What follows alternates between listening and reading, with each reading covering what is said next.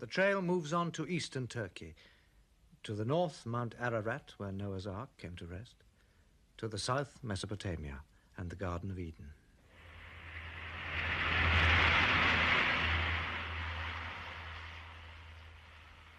But this is no earthly paradise. The climate runs to extremes, and the fiercest day can be overtaken by a frozen nightfall.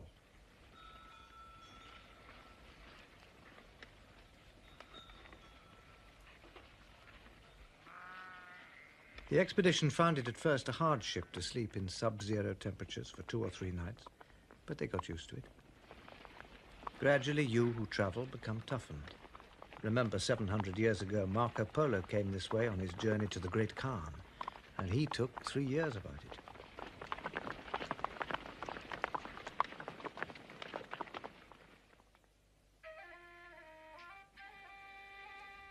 But the Kurds have been here since 1,000 years before that. They have survived in areas far more remote and far more wintry. To the Kurds, the traveller is a bearer of curiosities, of cameras and plastic clothing, but he is only of literally a passing interest. What does the Kurd, tough and dignified, need with our modern baubles, when his food, his tools and his techniques have served him well enough these past 2,000 years?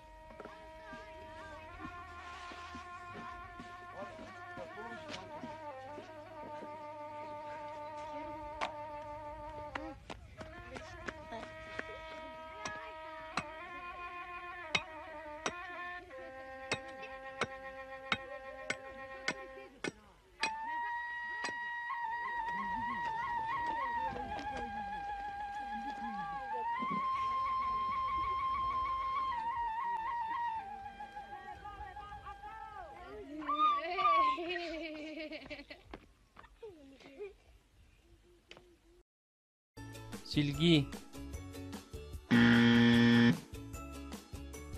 cebir, fotoğraf, güvene,